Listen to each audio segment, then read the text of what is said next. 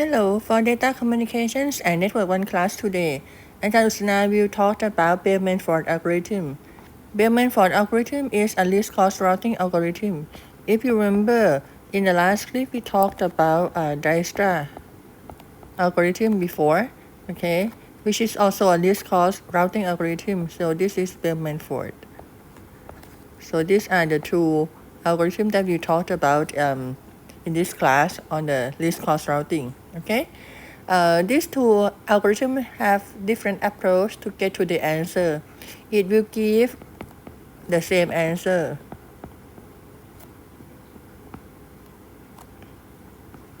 If there is only one answer, okay? So if they have only one best route, okay, to go from source to destination, both Dijkstra and Bellman-Ford will give you the same answer. However, if there are more than one answers, okay, how can we have more than one answers? Think about Google Map. Okay, sometimes, okay, it will give you like from A to B. It may tell you to go this way, and you say that this way is similar. ETA, okay, estimated time of arrival. Okay, so A to B can go either this one or this one have the same estimated time of arrival. Okay, this is the same. So if you have the same cost, okay, to go from one the source to the destination, then Dijkstra and Bellman-Ford might give you different answer.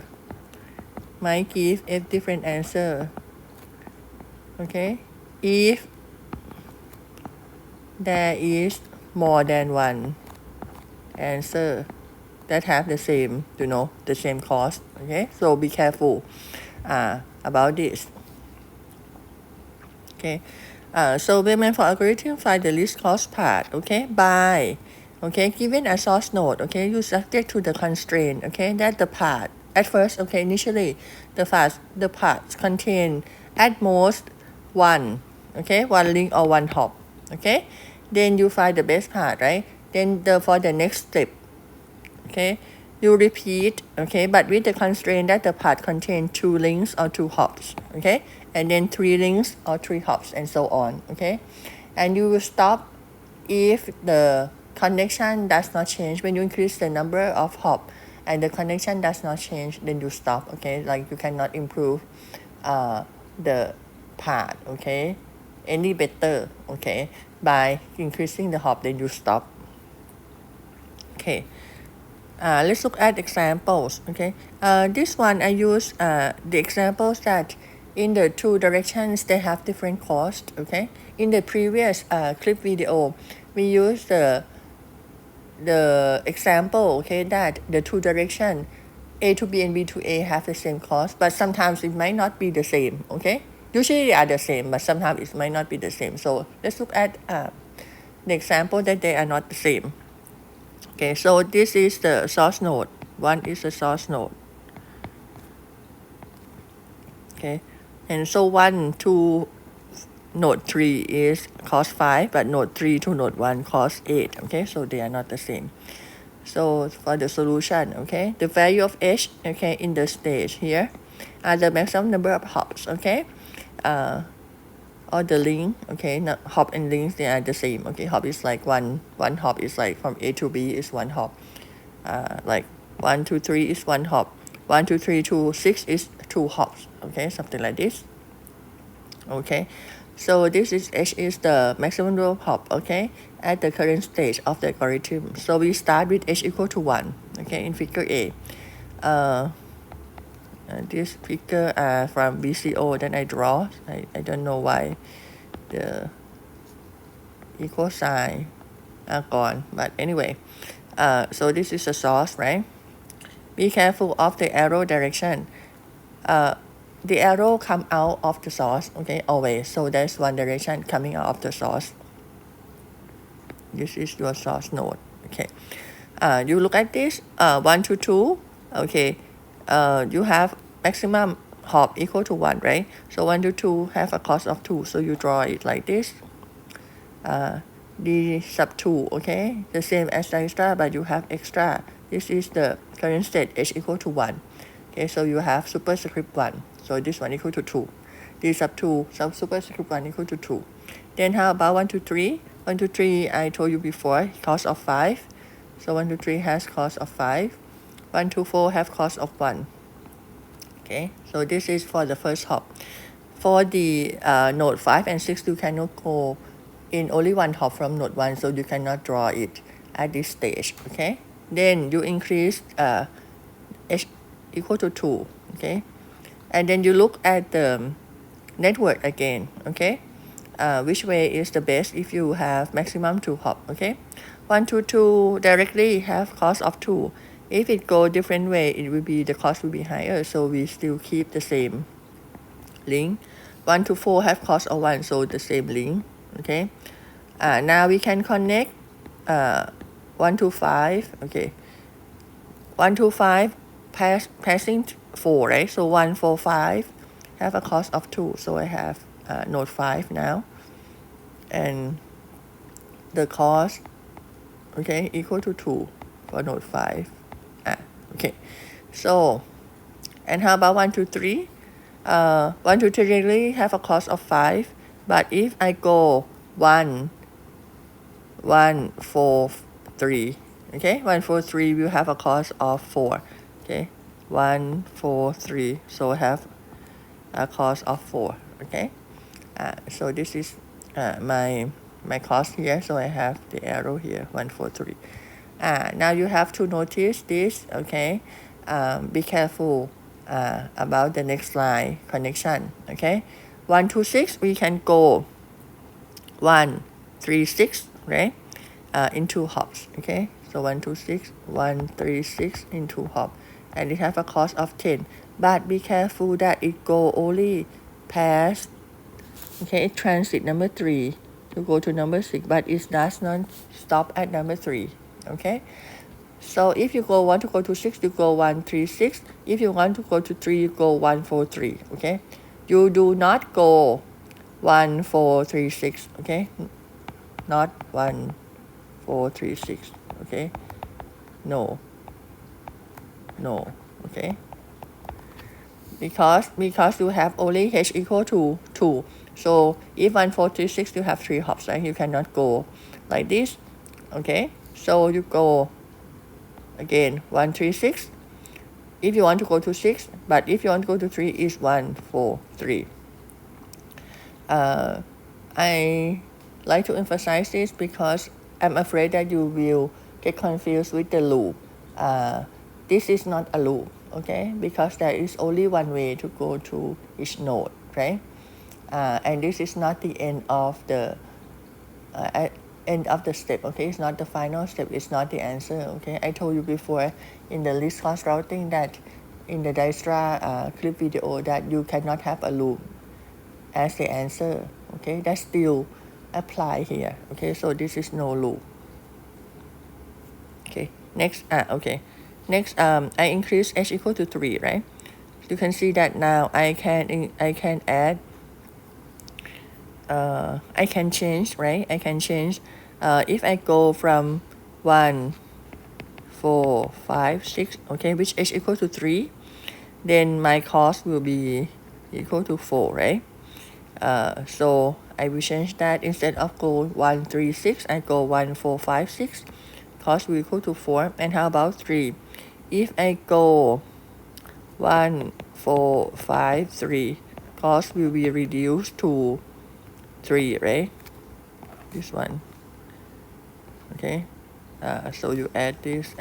Okay, cost equal to 3. So we'll go 1, 4, 5, 6. Okay, the rest are the same. Okay, so this is hop number equal to 3. This is the source. Okay, so these are the same to 2 to 4 to 5 the same. Okay, again the equal sign I'm missing. Okay, so this one is 1, 4, 5, 3. Okay, this one is 1, 4, 5, 6. This is the path. Okay, So this is hop number 3. Now you increase to hop number 4, okay? You will find that it will give the same answer as hop number 3 picture, okay? So the algorithm will stop at hop number 4. If increasing the hop does not help you improve anything, okay? The algorithm does not change the connection, then you stop the algorithm, and this is your answer, okay? So this is your answer here, and this is a 3. No loop, okay. So the route in this figure, okay, are the least cost route, okay, from source node 1. Okay, so only from source node 1 we have, if one want to go to 2, go this way, want to go to 4, go this way, something like that. Okay, then so we have to repeat, okay, to get the complete routing table. You have to repeat this for all other source node, okay. You have to do like, how about if 2 is a source node, okay, which way to go? To 1, to go to 3, to 4, to 4, 5, 6. If 3 is a source node, if 4 is a source node, if 5, if 6 is a source node, you have to repeat it. Okay, so you have to do it 6 rounds, okay, or 6 times, okay, the algorithm, okay, for every node to be a source node. Okay, then you get the complete routing algorithm. So let's look at the routing table. Okay. So we have, this is the case that we did, okay. Source is node number 1, right? And you have destination, and this is the next node. Okay, if you remember, okay, so this is the picture as your answer, okay, from the last page. You can see that if you want to go to node number 2, okay, you will go to node number 2 directly. So if the destination is number 2, next node is number 2. But if you want to go to node number 4, okay, go to node number 4, you go to node number 4 directly. If you want to go to node number 3, okay, you will, okay, off this, okay, we go to node number 1. Node number 1 you send to node number 4 for all of the node of the 3, 4, 5, 6, okay, because node number 1 has only 2 choices in this configuration, okay. In this, you have either go to number 2 or go to number 4, okay. These are the best part after we did the least cost routing algorithm. If want to go to number 4, go this way. If want to go to number 3, you have to send to number 4 first. Want to go to number 5, send to number 4 first. Want to go to number 6, send to number 4 first, okay. So this is how we put it in the, this is a table inside of node number 1, okay. This is the table inside node number 1, look like this, okay. Then I told you before that we have to do it for every node, right? Node number 2 as a source, node number 3, number 4, number 5, number 6 as a source. If we look at node number 2, you can see that if we want to go to 1, go directly. If we want to go to 3, go directly, okay. If we want to go to 4, go directly, okay. If you want to go to 5, okay, then you have to go to number 4 first. If you have to go to 6, go to number 4 first, okay. This may not be correct, the connection of 4, 5, 6 may not be correct from this table, okay. But if you look at all the table, you will see that these are actually the connection, okay. But you just know that if you want to go to 4, 5, 6, you have to always go to number 4, okay, from the source node number 2, okay. If from node 3, you always go to number 5, okay, something like that. So if we combine, after we do it 6 times, okay, and we combine to the complete table, okay, this is the central routing directory. From node is the source, and this is destination, okay. 1 to 1 not applicable, right?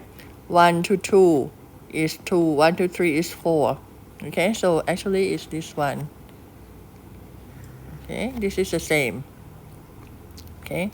And how about from node number 2? Node number 2 is 1, 3, 4, 4, 4, okay. So this one, 2 to 2 is not applicable, okay. So 1, 3, 4, 4, 4, and then this one,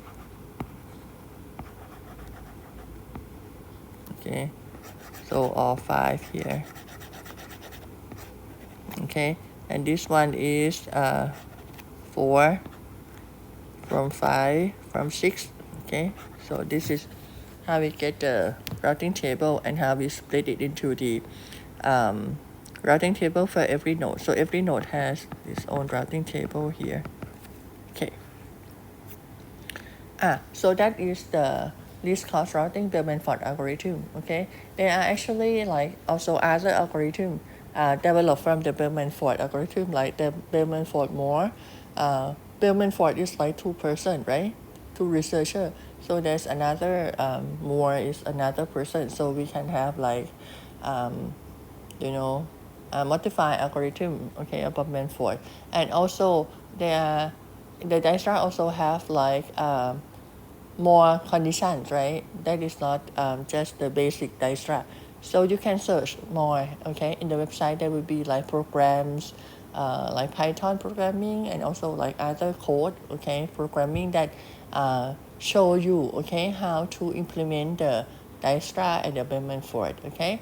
In the reference, I put one website on the Bellman-Ford Python, okay, programming. But for other algorithm, you can also search, okay. And there also, as I said, special case for every algorithm to fit, the application more appropriately, okay, when you have different application. And these two are the very important least cost routing algorithm, okay. Next is not a least cost routing algorithm. This is called flooding algorithm. Okay, it's also a routing technique. Okay, another routing technique. Okay, not least cost. Okay, so what is it? Just from the name. Okay, flooding. Okay, you basically you send everywhere. Okay, but first, okay, the important feature is that it does not need any network information. Okay, if you notice, okay, from my least cost routing network, okay, explanation in the packet switching network that use least cost routing, I have to have the connection, I have to have the cost for each link, right? But if I do not know them, if I don't know how they're connected, I don't know the cost for each link, how can I send the information? I cannot send it with least cost routing, but I can send it with flooding algorithm, okay? Because the flooding algorithm do not need any network information, okay? A packet is sent by a source node to all of its neighboring nodes, okay? So whatever node they are connected, okay, it will send to everyone connected to it, okay? So once a node receives a packet, it will retransmit the packet to all of its neighbors except the node that it received from. So if A sent to B, B will send to all, like for example, B is connected to CDE, B will send to CDE, right? But not go back to A.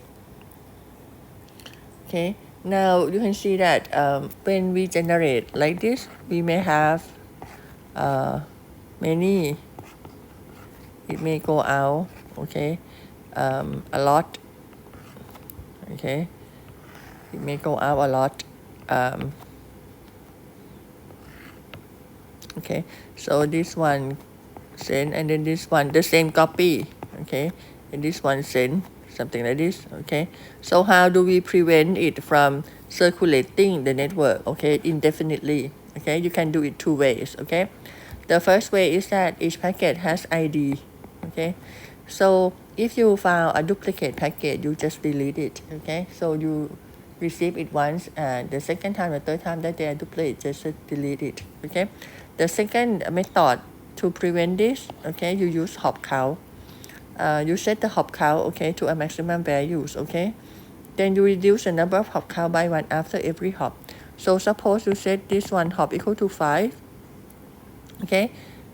So this one has hop equal to 5 in the packet, right? So when B send out, it set hop equal to 4, okay, like this, or hop equal to 4. when C receive hop equal to 4, it will send out hop equal to 3, something like that. Until hop equal to 0, hop count equal to 0, it will stop sending. It will just discard the packet. Okay. So you have to have some idea, okay, to set the value of the maximum hop count. Suppose you know that this packet should connect in no more than like 5 hops, okay, so maybe you set the maximum hop count to 5, but another network is bigger, so maybe in 20 hops you should arrive at the destination. In any destination, then you set to 20. You kind of have to guess, okay, have to guess and have to have like some vague idea, general idea on like how big and how connected the network is, okay, to set the hop count. Okay, let's look at example. So this is the first hop and the second hop, okay. Suppose one is the source. You're sending, this is the same copy, so 3 copies of the same packet.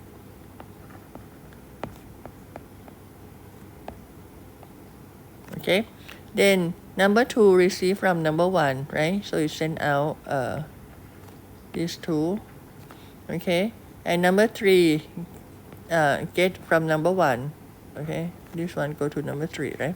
So number 3 get from number 1, so you send out everyone to everyone except from to number 1. Number 4 also receive from number 1, so it send out to everyone except number 1, something like this.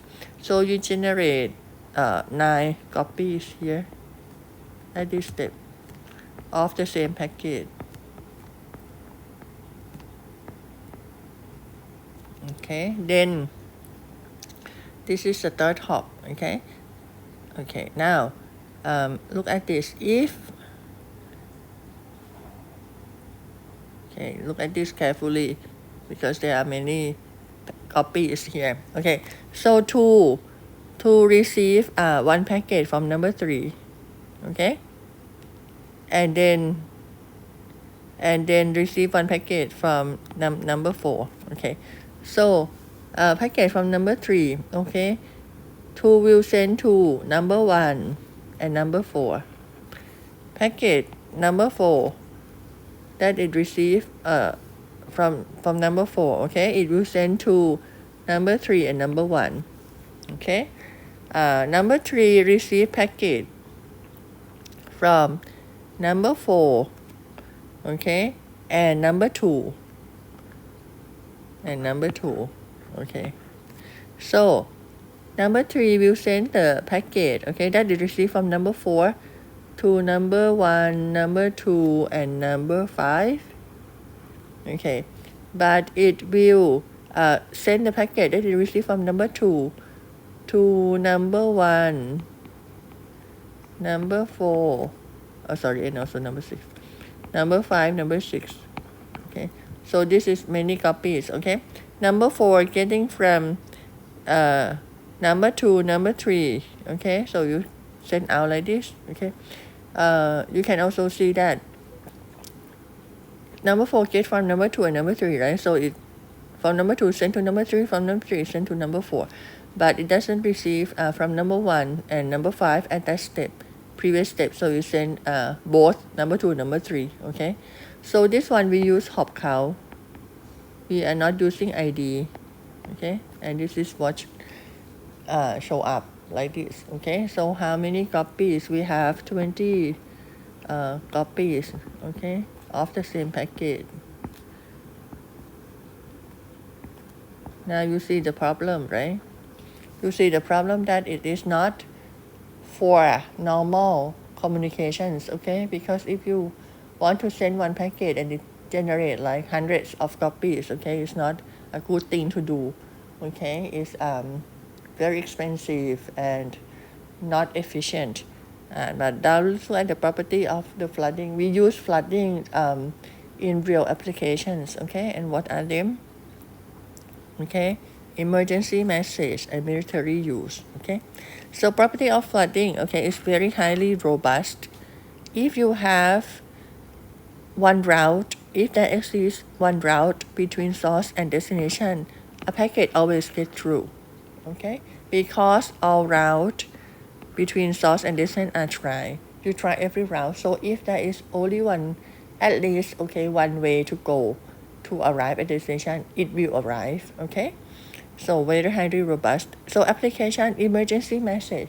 If you have like emergency, if you have like let's say tsunami announcement, or you have like storm coming, or that you want to evacuate people, okay, you want people to take care of themselves, okay, in an emergency situation, okay, so you send short message, right, in every way possible. You may have TV broadcasting, you may send SMS to the phone, you may have the tower or emergency tower like broadcasting the signal out. You may like try to tell everyone to tell their friends, okay, to evacuate, for example. So you try every way possible, okay, you don't care that one person will receive more than one copy, because in that situation, okay, you want everyone to get at least one copy of the packet. They get more is okay, and you are not sure which connection is still available, right? Maybe they don't have the TV in their home, maybe the TV does not work, okay, so maybe SMS, cellular phone network, cellular phone may not work for this area, something like that. So you try every possible way to arrive, okay, so that is in the extreme case. But the second one that is more in the practical, manner, is that we know that the flooding algorithm contain a minimum hop route, because we can record how it goes, right? We can record that when it go this packet coming, okay, to this, that it go from A to B to C. Suppose this is D, so that it go A, B, C, D, okay, and for this route, that it may go from A, E, F, D, okay, A, B, C, D, okay, A, B, F, D, okay. So that these are the route if you record it inside of the packet when it transit the node. So you remember that at first you don't know anything about the connection, so you can learn about the connection in the network, okay, by using flooding once at the beginning, and learn how they're connected, and learn okay, this is the minimum hop, this is the best way to arrive, okay, with the minimum hop, something like that. Okay, we can learn because our route are tried, and at least one copy will use the minimum hop route, and it can use, okay, to initially set up virtual circuit, okay, because we learn the connection, right? If we have the cost would be number of hop, then you can like least cost, like least number of hop, then you can set up the virtual circuit like that, okay? So you do it at the beginning only, so it's not like, even though it's not efficient, but this is to learn the network, okay? And the flooding is also useful for broadcasting, okay, important information to all the nodes. The disadvantage of flooding is that it have high traffic load, okay, so it's not practical in most applications, okay. The least cost routing we use in normal, okay, situation, but this one is used like at the beginning or broadcasting, or at the emergency or military use, okay, because sometimes they have different special purpose to send information like that, okay. So this is the reference that I told you about the Bellman-Ford algorithm in Python, right? So if you search this, you will see the program. Also in the wiki also have some code, programming code, okay? And for other like flooding algorithm and the diagram, you can also search, okay? Because they are the main algorithms, okay? And so there are many like program already written, okay? So thank you.